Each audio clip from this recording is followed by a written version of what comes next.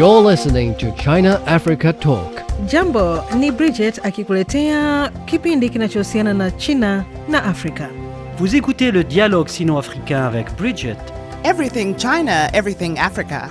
Olá, você está ouvindo China Africa Talk com Bridget. سيداتي وسادتي مرحبا بكم في الحوار الصيني العربي مع بريدجيت. For the Global South, especially Africa, the Global Governance Initiative speaks to long marginalized nations seeking an international order that reflects today's realities. What President Xi did in Tianjin is to give effect to this long historical request by the developing countries for a more inclusive global order. The GGI is anchored in 5 principles: sovereign equality, the international rule of law, multilateralism, a people-centered approach, and real action. For Africa, these principles set out a framework that could address historical inequalities and help to rebalance global power toward a truly multipolar world. The 5 principles of the GGI reflects that the multipolar order can become the concrete framework on which the new international system can be organized. How far can the GGI help to move the world towards a more multipolar order? How can Africa and the broader global South leverage the GGI to translate its demographic dividend into negotiating power, ensuring global institutions reflect the population and aspirations of the majority world? To discuss this further, I'm now joined by Charles Onunaiju, Director of the Center for China Studies in Nigeria. Welcome to the program, Charles. Thank you. What a great pleasure. Yeah, really. Charles, Chinese President Xi Jinping unveiled the Global Governance Initiative GGI during the SCO Plus meeting in Tianjin. What does this initiative mean for Africa and the broader global South? Yes, like you know, that is quite a momentous, very significant for Africa and for the global South. The demand for restructuring the international global system has been a long one.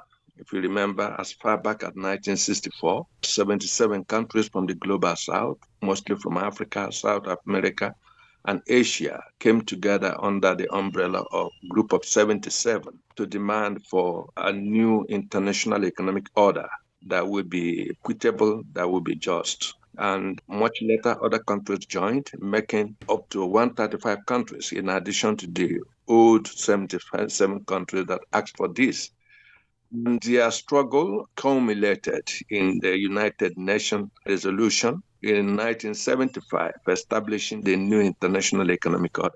But immediately, pushback by the global north, also resulting in the emergence of the group of 7. So it's been a long-running struggle for developing countries to seek an equitable, inclusive global governance mechanism that reflects the reality of today. And what President Xi did in Tianjin is to give effect to this long-running sentiment, this long historical request by the developing countries for a more inclusive global order.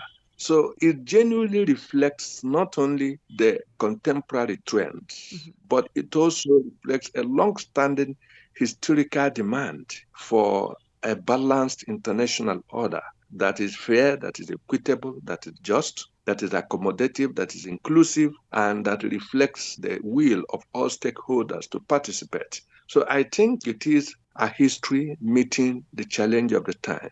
In my view, it is an idea whose time has come. And the fact that China proposed this simply means it's been well thought out. Of course, like I always say, they are examined, their viability, they have been in sync with the time, they have been in alignment with the majority of vision of developing countries and the global South is properly ascertained. So therefore, in my view, what happened, that proposal, like you see, it has caught fire.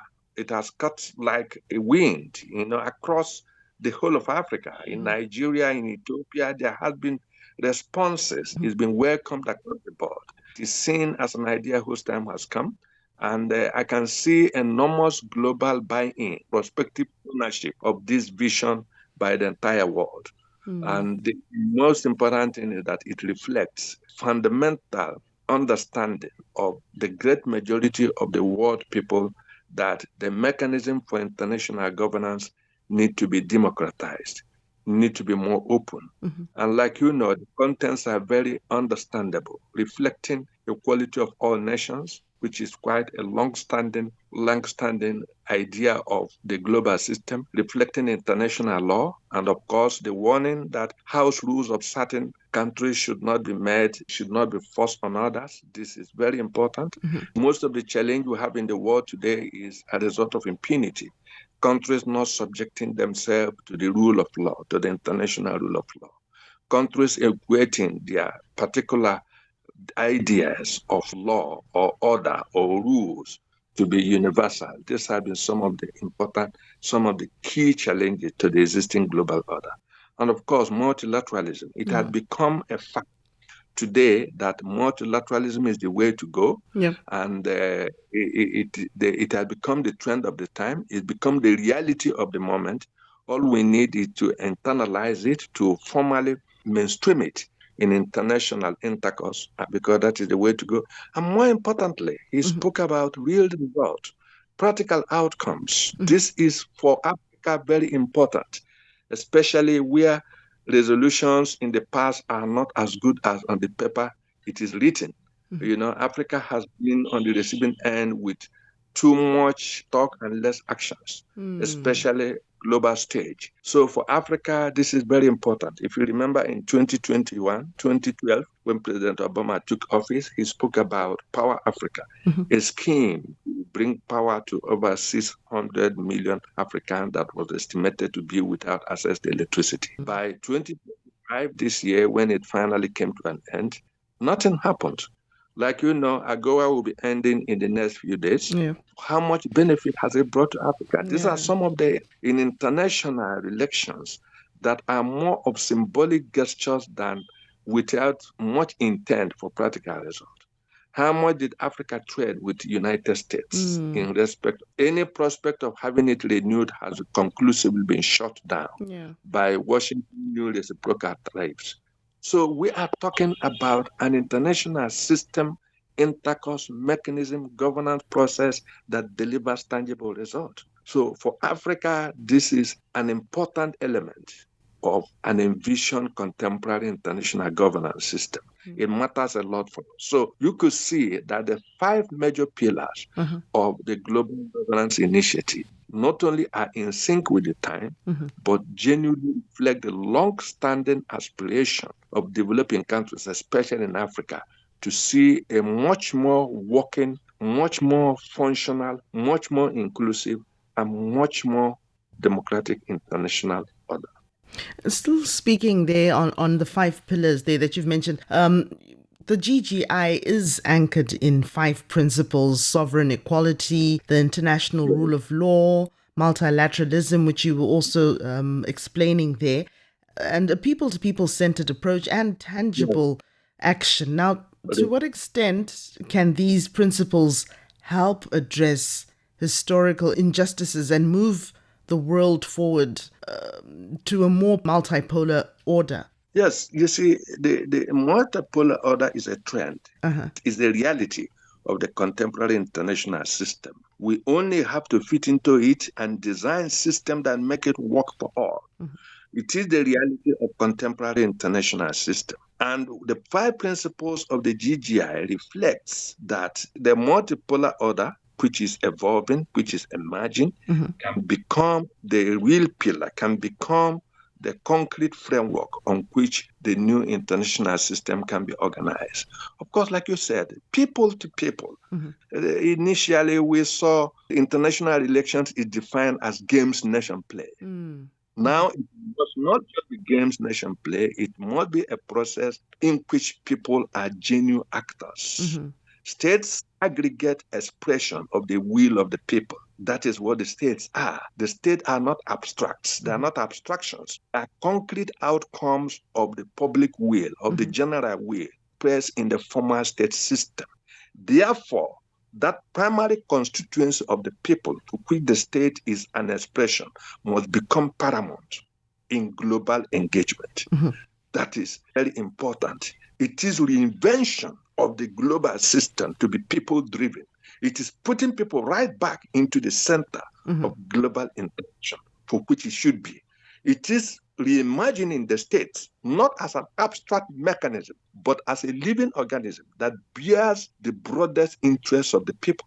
So it is very important that the attention is being drawn into this, because in most times, international relation is viewed as abstracts, with people not even in the context. Like I told you, originally, in most cases, from Western scholarship, is considered games nation play, and therefore it is considered a closed system of few elites who are inducted into the game. It shouldn't be anymore. That is what GGI is telling us. It shouldn't be an act of the specialist. It should be a broad framework of the interaction of the peoples with prospective outcome for tangible result that delivers well-being and happiness of the people. And there is nowhere where this sentiment, where this expectation, where this feeling about the international system is stronger than in the developing countries and in Africa. So GGI genuinely reflects the existing feeling, the existing concerns. Of course, we saw a pushback at the United Nations with Mr. Trump hitting back at multilateralism. But you see, I think in the overall, it will become very clear who is behind history, because the historical trend is like a flow of the river. You have to be wise enough to swim along so that you can affect the course and the direction of it. If you choose to ignore history, you simply cannot do much about it. What we saw at United Nations rostrum, the foremost mechanism for multilateral engagement was a country who has benefited most from the international system, assaulting the very process that has led to his prominence. And what we see is nihilism. What we see is, but let me be very clear. This is not going to deter. It's not going to deter the trend of history. You know, the multipolar order. I get the feeling we going into like a new era of multilateralism. Absolutely. That is where we are. You see, people must understand that that is some of the challenges we face. People unable to appreciate that the new era comes with fresh challenges. It challenges us to innovate on our institutions. It challenges us to reinvent the traditional institutions so that they become more effective, they become more in alliance, they become more aligned to the reality of the time. And we can see a pushback. This kind of pushback do not reflect the reality of emerging multilateral order. I think these people, these forces, we need to reflect more fundamentally on their approach to this emerging order so that they can become active participants, also net beneficiaries in the emerging global system. So I believe that the 5 principles of the GGI is fully in conformity with this emerging trend. Like every China proposal, inputs are expected because designed to generate discussion, it is designed to generate inputs, it is designed to be further improved so that it becomes the property of the world. The ownership of it becomes universal. So I look forward that countries are discussing. Nigeria was one of the first countries to officially endorse the GGI. Yes. You know, the federal government, the Ministry of Foreign Affairs issued a formal statement endorsing GGI to be in alignment with the vision of Nigerian external relations. Very, very important for a country of Nigerian stature in Africa to make such definitive clarification as to where it stands in respect to that initiative. Tell me, Charles, in practical terms, could you say that GGI means fairer trade arrangements and stronger protection of territorial integrity and safeguards against exploitative practices? Just like we held a seminar here in Abuja some few days ago, it was about GGI. I emphasize one important aspect. Nations should continue to build their capacity because laws of nations, equality, equity, sovereignty, they are traditional important pillars in international relations. But to the extent to which every country is affected depends on her own capacity. Yes, we all ask for justice. We want justice to prevail. We want fairness to prevail. But we know that people must step up your capacity. 2 years ago, the former U.S. Secretary of State made a very important contribution at the Security Summit in Germany. He said, in contemporary international election, you are either on the menu or you are on the table. Right, okay. Yes, as cynical as it is, it is unfortunately also the reality of contemporary operation. So how do you get on the table? You must build domestic capacity. You must build capacity. Just like I told you, for over 60 years, the countries of the global south pushed for a new international economic order. Right. Even when they got a resolution from the United Nations, it changed very little. What we saw is a pushback from the developed north by the formation of G7. So what makes China proposal different? Because China has built domestic capacity. Right. It matters. What it says counts. It can't be dismissed because it has the means to put words into action. It has built domestic capacity. It's no longer an empty word. So nations should take a cue that your voice will begin to count what it takes when you have built domestic capacity, when your institutions have become strong, when your national aggregate has become strong, when your people have become strong. This is what makes for domestic capacity. Right. And in that respect, it is not only possible for you to be on the table, but you can avoid being on the menu. So it boils down to capacity. I insist, focus on building strategic capacity. China did this for the past 50 years. And today, when Beijing speaks, it does not matter whether you like her or you hate her, but Beijing is reckoned with. And her voices, proposals, visions are never to be taken lightly. Nations should take a cue, in my view, if we can bring about the kind of order, the kind of multipolarity, the kind of multilateralism that we all yearn for. Nations must take their fate in their hands, and that's my exhortation, especially to African countries. We must build capacity.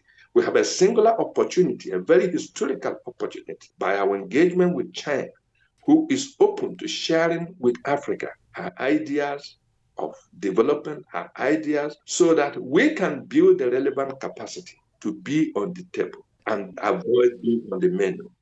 Charles, do you think the GGI can open new opportunities for Africa in areas like development, financing, infrastructure investment, and debt sustainability, areas where governance gaps are keenly felt? Yes, we think within the framework of the GGI, because if it brings to the table consultation, which is a concept of multilateralism, everything can be worked out because it brings to the table some of the critical and important mechanisms for engaging on all issues relating to what you've just mentioned, debt issues. If it brings to the table a multilateral engagement, and it brings also to the table tangible outcomes, which means multilateralism should not be for the sake of it, should not be for the fun of it. Roundtable not be for the fun of it. Right. It should not be strictly against nation play. It should be aimed at delivering concrete outcomes. It should be aimed at delivering tangible results. Right. It should be aimed at solving practical problems. If these are the key, if these are the essentials, which means the day for resolving some of the issues that is at the root of their functionality and challenges in Africa is close by, we can have a discussion that aims to produce a result. And this discussion ranges across several subject interests, whether it is environmental challenges, whether it is debt sustainability, whether it is capacity building, whether it is industrialization, whether it is green development, whether it is digitalization. It provides us a platform. And let me say, in the case of Nigeria and China, a very important, remarkable example has been set. Right. Nigeria and China have what you call Nigeria-China Intergovernmental Committee, Okay. a process of dialogue and consultation that continuously provide a platform for the two countries to consult and engage on all issues to development, relating to debt management, relating to sustainability, relating to challenges of development. So it is a mechanism that is very effective and has served the two countries well. It's been a platform the two countries to reflect their concerns. Yeah. In most cases, resolve it with more cooperation rather than less. So I think the platform of the GGI is an elaboration of that framework that engages all nations to speak frankly with each other and resolve issues. So I think GGI offers this framework. But like I said, Yeah. GGI is going to be more meaningful Right. if countries also dig into their fundamental challenge of building capacity. Global partnership will work more if countries build up their capacities. Right. And it's design national policies because exploitative relationship may not be actually aimed at, may not be deliberately aimed at. It happens. Lack of capacity. It happens from being unable to come up with your partners halfway. Unequal relationship may not be structural in themselves. There may be an outcome of a relationship that is where the other person is not coming up. Yes, agreed, some might be burdened with original challenge of structural incapacity. But we've seen it. We've seen the example of China, who has overcome these weaknesses within a generation. You could see it, that it is not a rocket science. It is not a fate to be incapacitated. It is not a fate to be dysfunctional. It can be overcome, even from the point of national policy, from the point of national priority. That's why I keep mentioning to African countries, our cooperation with China is significant, not just by the outcome in terms of tangible results, which of course is very important, by the example of China itself, the struggle to overcome internal dysfunction, the struggle to overcome structural challenges within is exemplary and is possible. What is simply demonstrated is any people who have the resolve, who have the will. I was just speaking to someone recently about what the Ethiopians have done recently. Finally inaugurating the Ethiopian Grand Renaissance Dam after 14 years and becoming the energy hub in Africa. This is what we want to do. Nations overcoming, even when Ethiopia could not secure the international finance. Ordinary people funded personal donations. People buying investment bonds. It's exemplary. You could say the power of vision and the strength of resource. So it's possible.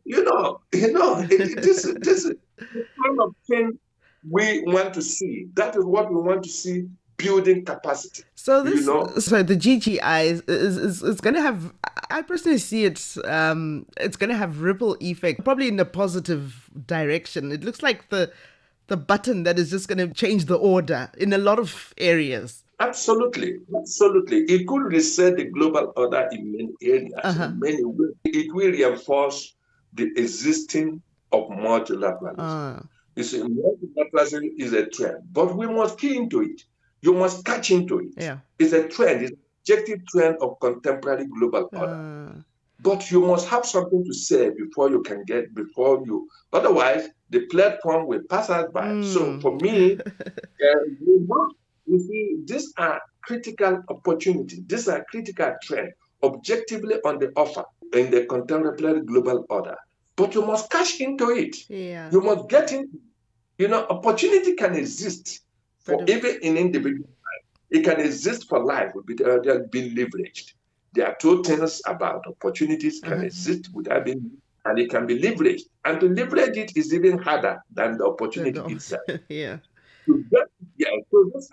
So multilateralism is a reality, and China has added its constructive voice to it, and we think it is a reality that Africa, developing countries in the South, can fully engage. Of course, people to people, we have mentioned it. Yes. It is sweeping transformation of international system from abstraction to concrete platform to deliver results to the people.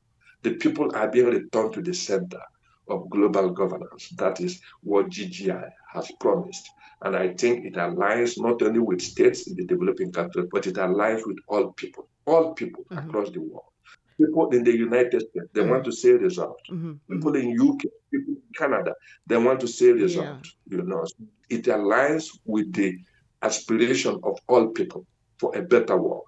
Okay, so just to wind off our discussion there, Charles, how does the GGI's people-centered approach align with the aspirations of ordinary Africans now, when we put it into the context of Africa, and how might it complement China's other initiatives like the Global Development Initiative, the Global Security Initiative, and the Global Civilization Initiative? I think the GGI is a culmination, in my view. It is give effect to some of those important initiatives, to give effect, because by the time you address issues of global governance, especially as it is reflected in its 5 principal pillars, you also have concrete deliverables in terms of security, inclusive security architecture that is essentially consultative, that reflects broader concern of all stakeholders and not in the current priority of big fences and small yards, where you have alliances and blocks and all that. And of course, PGI also we make for Global Development Initiative. We have seen 5 years left into the SDG, Sustainable Development Goals of the UN, and an inclusive governance mechanism.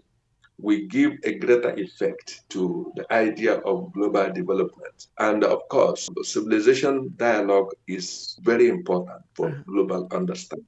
So you could see that these 3 initiatives has greater efficacy if we tie them up to a governance process that is people-driven, multilateral, a global governance process that is anchored on the rule of law, a global governance process that is, of course, aimed at delivering concrete results. So when you see that global governance initiative gives very important effect to this important initiative, which meets global challenges, the challenges of the time. Because the most important thing is these initiatives are problem solvers. They are not ideological. They are not geopolitical maneuvers.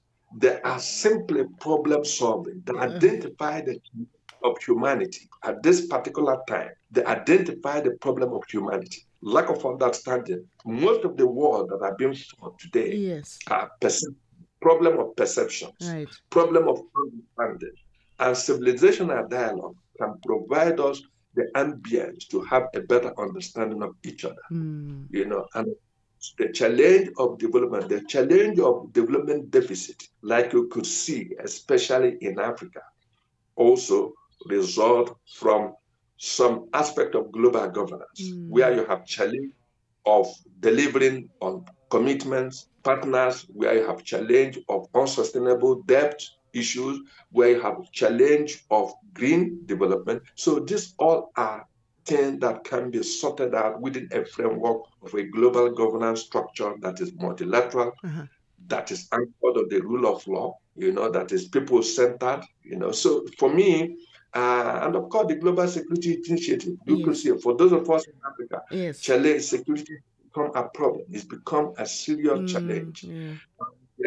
Within the context of this governance initiative, we can also address security concerns from a more inclusive perspective, from a more practical perspective that relates to the type of security challenges relating to the specific regions. So for me, the 3 previous initiatives that clearly identify the challenges of time, and the Global Governance Initiative gives an inkling to which this can be resolved collectively, because we have seen alliances have not worked, Yeah. Bloc policy has not worked. Yeah. Sometimes it has led to confrontation. And we are now witnessing an effort to generate the global momentum in building a common world. Because what is apparent, especially, if you remember the devastation of the COVID, Yeah. is that no country is immune. No people immune.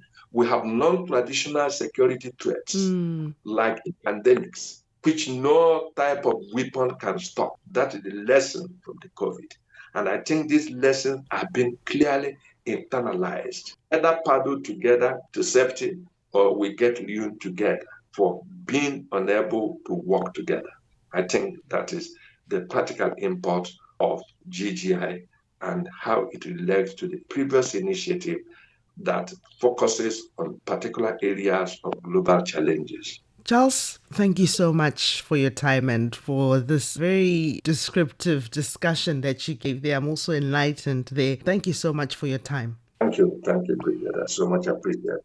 Listeners, you can subscribe to our online newsletter on CGTN or Substack to get more insights on China-Africa relations. Just search China-Africa Talk. For now, it's goodbye. Thanks for listening. If you enjoyed this episode and you'd like to help support the podcast, please share it with others. Post it on social media or leave a rating and review. Thanks again. See you next time.